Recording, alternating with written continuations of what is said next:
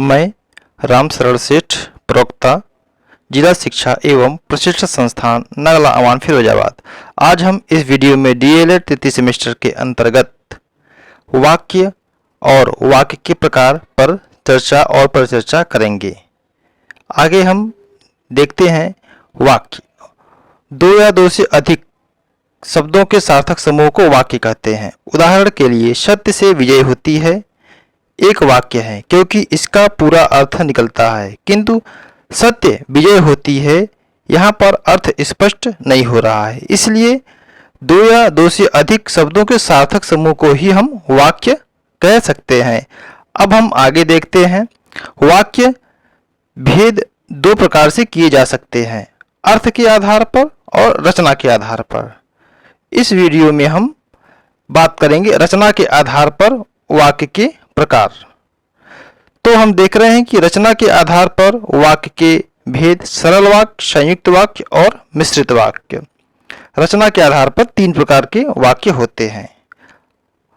सरल वाक्य, जिस वाक्य में एक ही विधेय होता है उसे सरल वाक्य या साधारण वाक्य कहते हैं। इन वाक्यों में एक ही क्रिया होती है, जैसे मुकेश पढ़ता है, राकेश ने भोजन किया।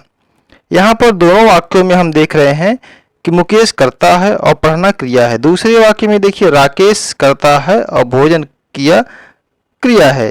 अब हम देखते हैं संयुक्त वाक्य।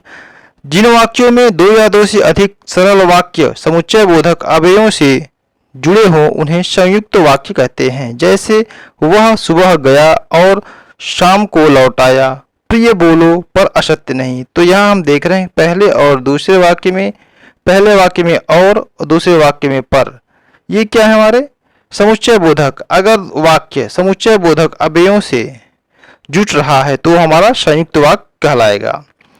अब हम देखते हैं मिश्रित या मिश्र वाक्य। जिन वाक्यों में एक मुख्य या प्रधान वाक्य हो और अन्य आश्रित उपवाक्य हो उन्हें मिश्रित वाक्य कहते हैं। इनमें एक मुख्य उद्देश्य और मुख्य विधेय के अलावा एक से अधिक समापिका क्रियाएं होती हैं। जैसे ज्यों ही उसने दवा पी वह सो गया, यदि परिश्रम करोगे तो उत्तीर्ण हो जाओगे, मैं जानता हूँ कि तुम्हारे अक्षर अच्छे नहीं बनते हैं।